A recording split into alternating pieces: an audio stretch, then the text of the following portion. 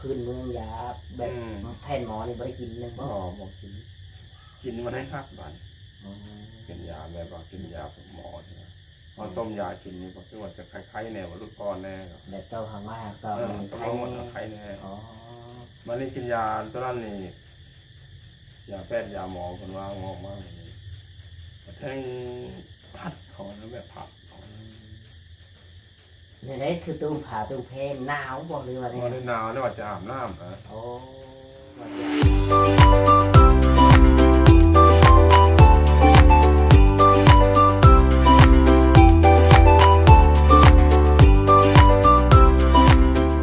สบายดีพ่อแม่พี่น้อง FC ที่หักแพงบ่ไหว FC ฝั่งลาวฝั่งไทยแล้วก็ต่างประเทศนำพี่น้องเลยวันนี้ก็มาพบพ่อกับช่องบ่จอยชาแนลอีกแล้วพี่น้องเลยเนาะก็มาหาทางทานมออยู่เฮือนอยู่ซานเพิ่นคือเก่านั่นแหละพี่น้องเลยเนาะวันนี้ก็มาลินมาหัวมาถามเรื่องราวเนาะของทานหมอเป็นจังใดเพิ่นต่อใครแน่แล้วบ่ได้เจ็บบ่ได้ปวดบ่ได้มึนบ่ได้หยังบ่เพิ่นสิมาถามอาการเพิ่นเนาะ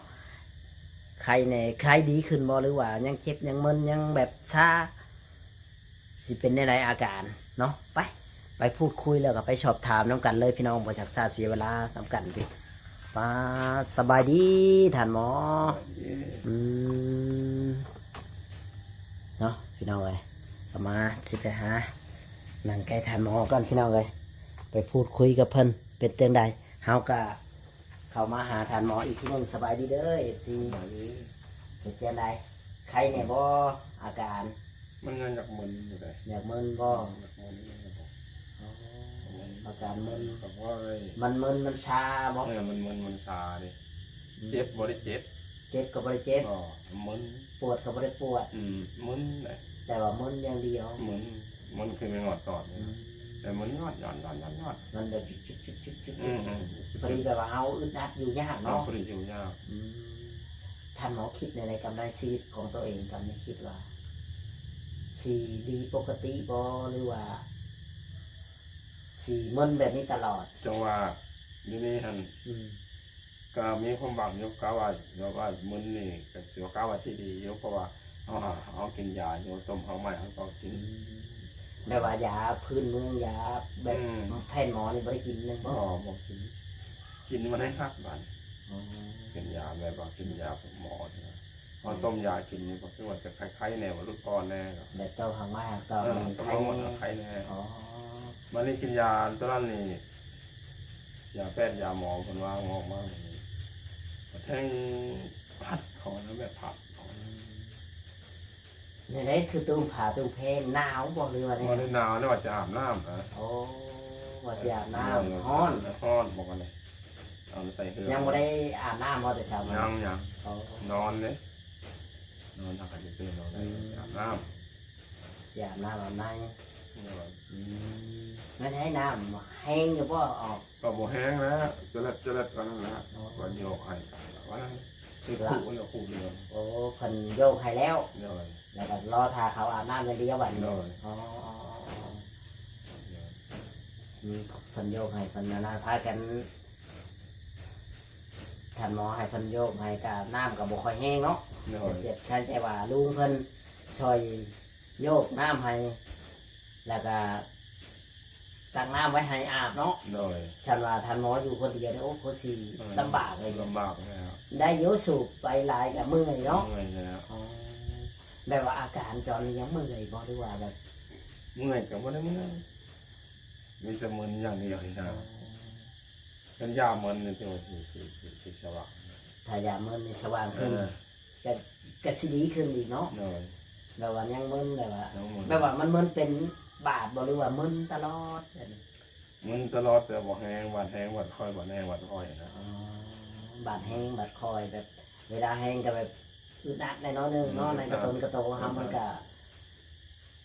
ยากอะไรมันเนี่ยอึดอัดนะ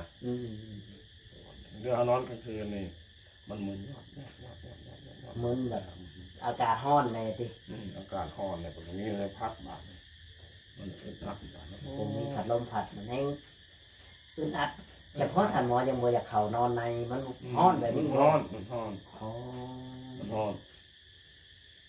นเลยบ่อยากเข่าเนาะ เลยจำเป็นนอนอยู่แบบเนาะ นอนอยู่นอ ถ้าน นอนอยู่ในนี่ โอ้ยังบ่ได้นอนอยู่ในลมบ่เข้า ตาย แต่ยัง เล มี ย กัน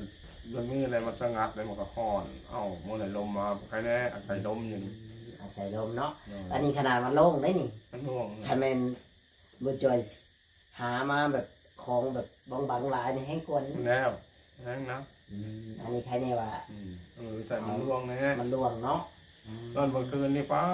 ตะฮ้อนก็น่ะก็เลยลูกอาบน้ำ2คื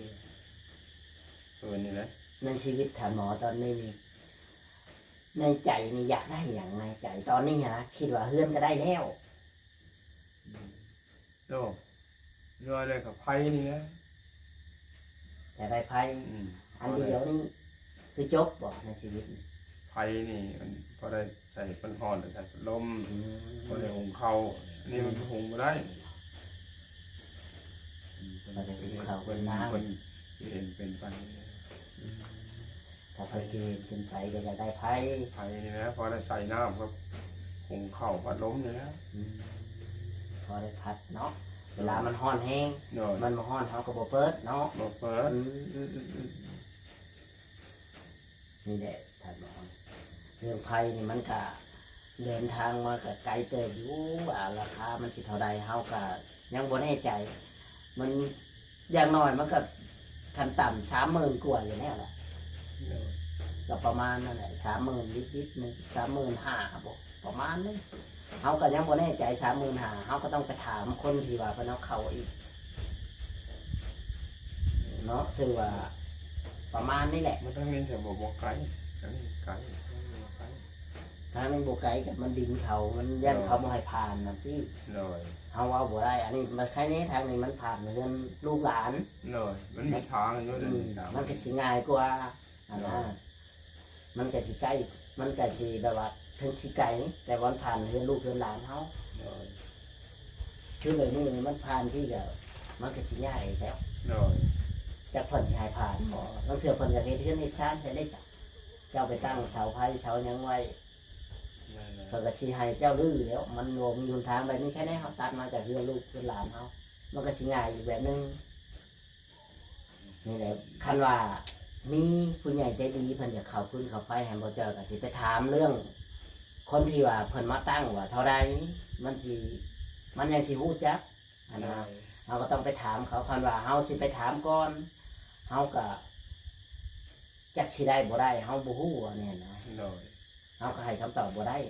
แม่นแล้วว่าทำเนาะ เลย ไปถามเพิ่นแต่เพิ่นบางเทื่อเพิ่นว่าสิมาเข้าหามื้อนั้นมื้อนี้ก็มีเด้คนเฮาเนาะ เลย ถามแล้วมันต้องมีแนวเฮ็ดเราได้คันถามแม่นแล้วว่าถามมันบ่มีแนวเฮ็ดห่วยบ่กล้าถามเหมือนกันเด้ เลย แม่นอยู่ถ้ามันใกล้มันก็สิบ่แพงอันนี้ก็ประมาณ30,000กว่าแหละเฮาเดาๆคาดไว้นั่นแหละพี่น้องคิดว่าประมาณนี้แหละบ่ฮอดดอก4-5,000 30,000กว่าประมาณ โดยประมาณเนาะก็เลยก็สิลองไปถามเพิ่นอีกคนที่ว่าเพิ่นสินิ่งใช้พายใช้พื้นเนาะ เลย มันก็ต้องถามเพิ่นอีกว่าบางเทื่อมันก็บ่ฮอดก็มี เลย ประมาณเฮาคิดไว้อะนะ เลย เฮากันแค่เฮาก็เดาคือกัน เลยเลย คันว่ามีผู้ใหญ่สิเอาเข้าอีหรือเฮาก็สิไปถามให้มันฮู้เนาะ เลย ว่าประมาณเท่านั้นเท่านี้ เลย มันสิลงโต เลย อันนี้เฮาก็แค่เดาๆคาดไว้ซื่อๆพี่น้องเอ้ยในใจก็อยากได้แต่ไผเนาะ ไผ่นี่ กับได้ใช้น้ำมันจะได้สะดวกสบาย เลย อ๋อ มันห่อนมันเอาอันนี้ว่า มันเอามันนอนยากเนาะ นอนก็ยากเลยนอนยากคืนนอนยาก นอนยากแถมว่ายังมึนอีกคือแบบ เวลาปวดแห้งๆนี่บ่อยากหันอยากห้องบ่ทำเนี่ย เขาไปเอาอดทนบ่ อดทนจะไปนอนเทินไป บ่แบบว่ามันปวดแห้งๆแบบว่าโอ้ยใครสิมาบีบมานวดให้ ก็คืออยู่จำเป็นอดเอา มันก็บ่ถึงขนาดนั้นบ่ เลย อ๋อมันก็ธรรมดาเนาะปวดมันก็มีวันเช้า เลย นี่แหละเจ้าก็เบิ่งแบบธรรมชาติโอ้เคี้ยวสบายใจ เพราะมันเนื้อนอนแล้วนี่แหละเพราะมันมีพื้นมีไฟนั่นบ่คอยสิจันอยู่คอยสิว่านั่นเนี่ยมันห้อนเอ้าให้เขามันเปิดพัดลมใส่สี สิไข่ได้บา มั ด นก็สิจวดไปอีกน้อยนึงเฮ้ย ป้อนปัดเงินมาเฮินดินเนาะโอ้อายตัวนี้ทางขึ้นก็ให้ ไอ้แบบปูนแบบอย่าง เอ นี้ อ เนาะ ทางกันนี่ก็ให้บาด มันอาสังกะสี ทาง เอาล สี งมา มันนี่เป็นเงินทำอยู่มันต่ำมาเนี่ย แบบมันก็บ่ได้สูงไปเนาะ โน่น มันต่ำเลยมันอายมัน ก็จำเป็นแล้วจะไปอยู่ทั้งใดจะมาอยู่ทั้งนี้โอ๊ตนะอยู่ มัน นะ เอาได้เฮ็ดได้เฮือนเฮา หน่อย เจ้าสิไปอยู่คนอื่นเจ้าสิไปอยู่นำไผกันเจ้าสิไป หน่อย บ่ไปเลยเนาะ บ่ไปแล้วจำเป็นเนี่ยอยู่นี่นะเป็นไหนก็เป็นอยู่นี่นะ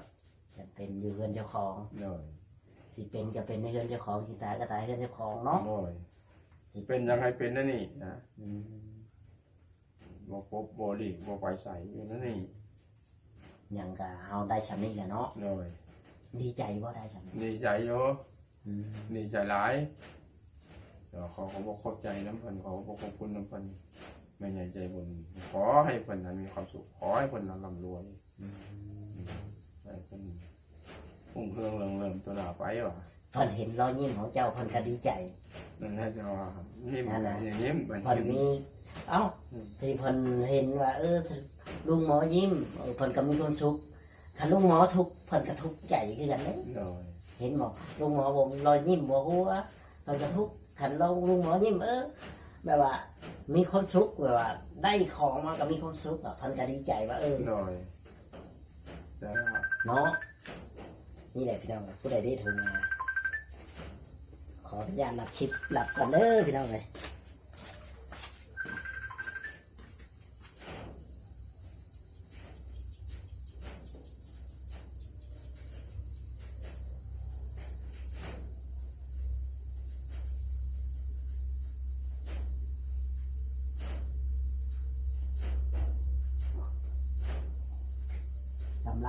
กำลังออกไปเนาะลุงหมอ หน่อย เฮายิ้มเฮาก็มีความสุขเพิ่นก็มีความสุขนำเพิ่นก็สุขกายสบายใจขันเจ้าทุกข์เพิ่นก็ทุกข์คือกันได้ครับ หน่อยหน่อย แนวคนที่ว่าเพิ่นฮักเพิ่นอันนั้นอันนี้เพิ่นช่วยเจ้ามากอะเพิ่นก็อยากเห็นเจ้ามีความสุข หน่อย แม่ว่า หน่อย คนเฮาต้องมีความสุขนํกันมันไม่รู้จักถ้าว่าถ้าหมอทุกข์ใจลำบากใจเรื่องใดก็ปรึกษาพูดคุย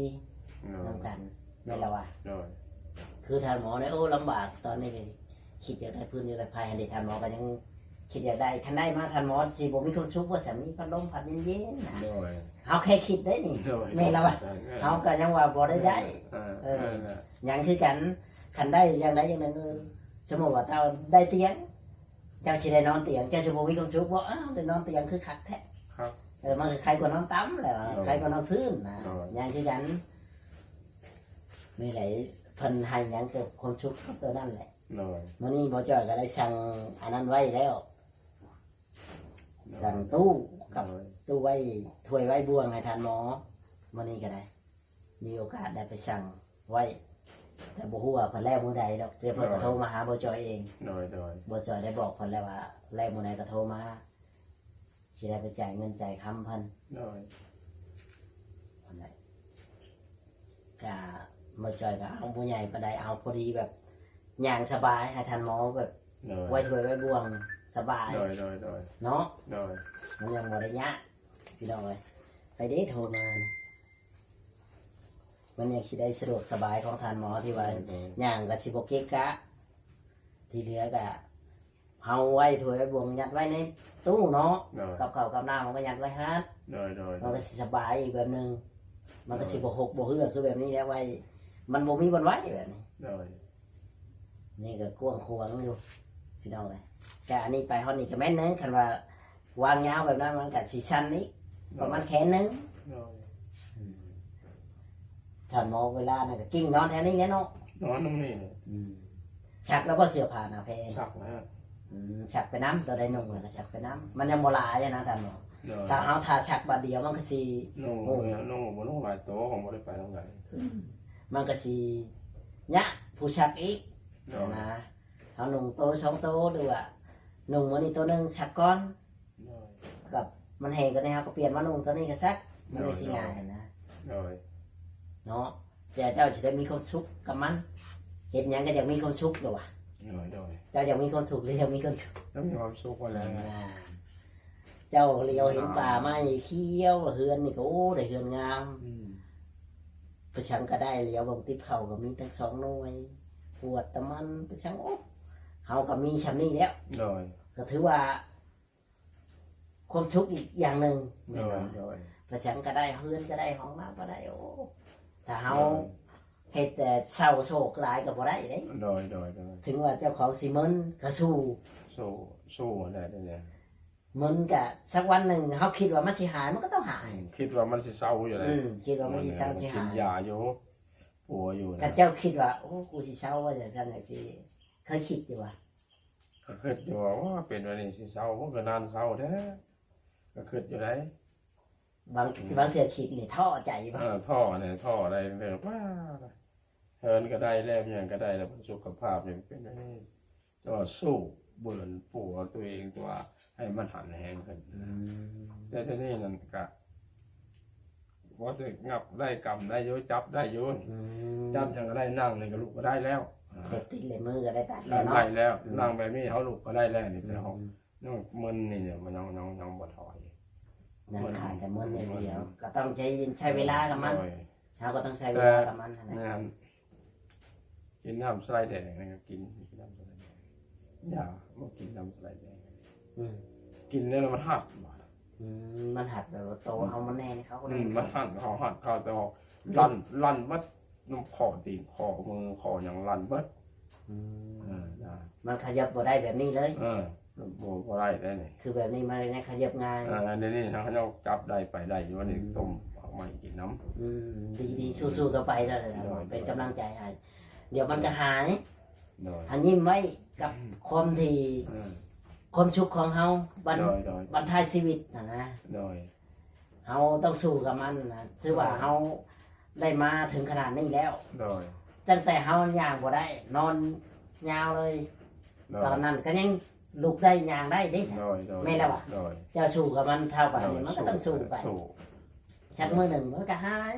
สู้ แต่ว่า หลา เจ้าย ต้อง คน กิน หลายคนอย่างผมจะให้สู้อย่างเดียว นั่น เจ้าก็สู้เนี่ยแรกเลยเขาแม่งเลย ค่อยมาหาเจ้าก็ให้กำลังใจเจ้าให้เจ้าสู้ต่อไปให้เจ้ามีรอยยิ้ม โดย มีความสุข โดย ค่อยเห็นเจ้ามีความสุขให้อยากเข้ามาเจ้า โดยให้เจ้ามีความสุขเจ้ามีความสุขค่อยก็มีความสุข โดย นั่นเองค่อยได้ปากได้ว่ากับเจ้าเจ้ามีความสุขค่อยก็ดีใจโอ้ลุงหมอมีความสุขก็ดีเฮาก็ดีใจยินดีนะ โดย ท่านหมอได้เฮาก็ดีใจนะ โดย ให้มีความสุขเบิ่งกดทุกอย่างเลยกันได้ทุกอย่างเลยอย่าไปทุกข์กับมันให้เจ้าของมีความสุขถึงว่าสิมึนก็อดเอาอะไรเจ้าของมึนเห็นได้ใช่กินยาเฮากินแล้ว สู้ต่อไป โดย จากเจ้าก็เลยคิดว่าโอ้ตอนนั้นกูนอนอยู่ในแบบเสือลูกบ่ได้ยางบ่ได้ก็ยังปีนอยากลูก โดย บรรลุได้แค่มึนอย่างเดียวนี่เจ้าสิบ่สู้มันบ่ได้ สู้เลย ฮะดีเจ้าก็ต้องสู้ โดย ต้องขยันออกกำลังกาย โดย อะไรอยากให้เจ้าออกกำลังกายมือกำลังกายเท้าแบบข้ออย่างข้อจับมาจับนี่มันยังสิแข็งแข็งไว้ โดยย่างได้จับได้ว่าผมจับได้ เห็ดหัวหรือว่า จับเห็ดหัวเห็ดชวนน้ำเพิ่นก็ได้ค่อยจับไปอะไรเท่าน้อยมันก็สีอ่อนสีเช้าเอง โดย มันก็ต้องใช้เวลาในทุกสิ่งทุกอย่างไม่ละว่าทำลูก โดย ถ้าเราใช้เวลาก็บ่ได้พี่น้องเลย